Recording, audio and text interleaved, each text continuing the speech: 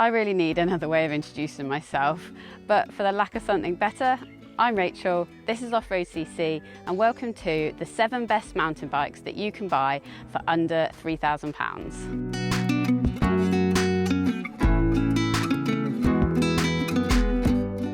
As with all our other videos in this Best Bike series, all these bikes have been ridden by us and reviewed by us. And in that review, they've got over 4 out of 5 stars, so you can rest assured that we really like them. Anything that we ride that gets over 4 out of 5 stars, we reckon is pretty good, and good in comparison to its competitors. You can find all of the reviews of these bikes on our website, which is www.off.road.cc. The easiest way to find them is to stick the name of the bike into the search bar at the top and off you go. There are also some video reviews on YouTube, so the Trek and the Marin that I'm about to mention have videos in the review section on our YouTube channel, and the Caliber has an interview with the designer of that bike. All you need to do there is obviously head across to our YouTube channel, find those videos in the relevant playlists, and whilst you're there, I am of course going to encourage you to subscribe so you can find us again more easily. As ever, and I always say this, we're really keen to see what you're riding. So if you've got one of the bikes that I'm about to mention in this list, then let us know in the comments what you've got and what you think of it. So let's get on, hardtails first. The Ragli Blue Pig Race is our first bike. It's £2,200 and it's a steel hardtail. When he tested it, our John reckoned this bike has a flawless kit list and well-sorted geometry along with a leery attitude. The 2020 Blue Pig has 160mm fork and 650B wheels. There's a full 12-speed Shimano SLX drivetrain with the new SLX 4-piston brakes too. The geometry is straight from an enduro bike, so there's a 63.7 degree head angle and a decent reach of 460mm on a large. John says he reckons Ragli pulled a blinder with the Blue Pig. It's a huge amount of fun if you like hardtail thrashing. The next bike, another hardtail, also has a name that's a bit of a mouthful. This is the Bird Cycleworks 0AM Boost Mark III. Updated in 2018, the Mark III of this bike is a versatile and capable hardtail that, if you buy a frame only, costs just £475.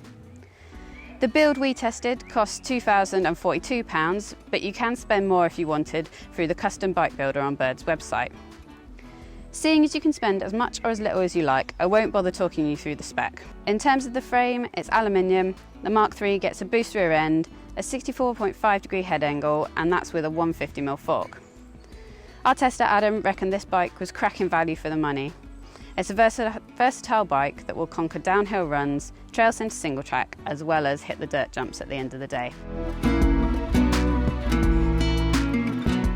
Next up is the Trek Remedy 7, a bike that was versatile and pretty good value at £2,200. It's not the longest or slackest bike out there, but it is well priced for a shop-bought bike.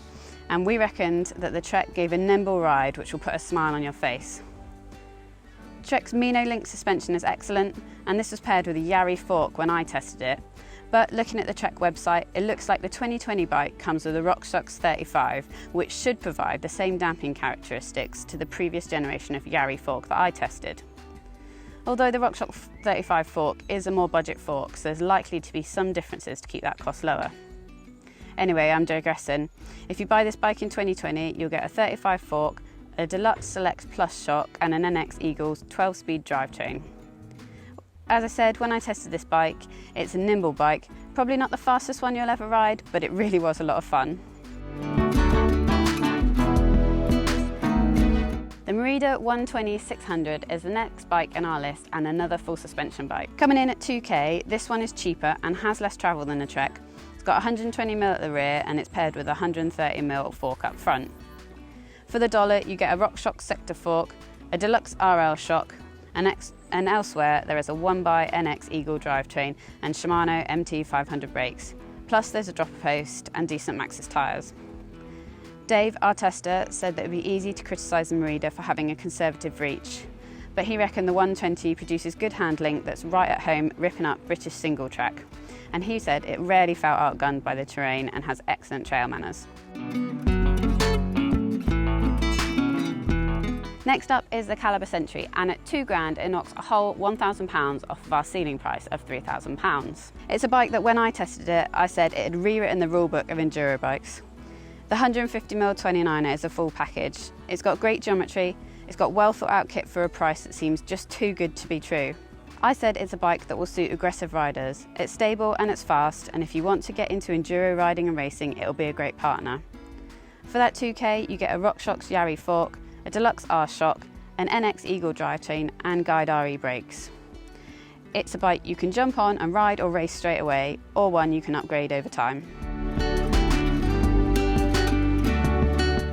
The Marin Hawk Hill 3 is another short travel full suspension bike and the second to last bike in our list. The 120mm full suspension bike sits in a slightly smaller category of bikes that get both short travel and smaller wheels. I tested this bike back in 2018 and the geometry is still unchanged, but the price has risen a little from £2,100 to £2,345.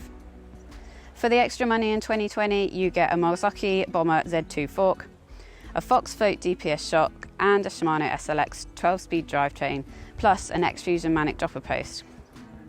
At first look, these seem reasonable upgrades for the dollar, and I don't think you're getting a raw deal at all. The Marin Hawk Hill 3 is a well-sorted and good value build that blurs the line between cross-country, trail and enduro bike. It will hold its own against longer travel bikes, and it will keep up with the XC trail bikes too. Last up is the Morita 160-600, the most affordable bike in Morita's long travel range. This one costs £2,500 and gets 170mm fork and 160mm of rear travel.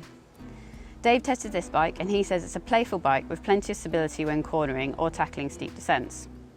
Again, we tested the 600 back in 2018, when the bike was released.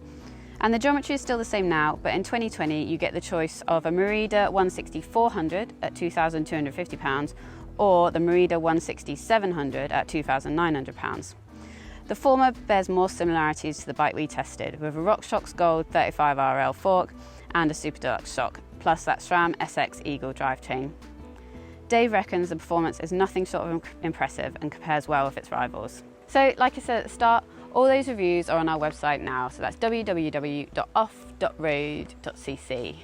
Thanks very much for watching, and I'll see you next time when we start on the best gravel bikes for under £1,000.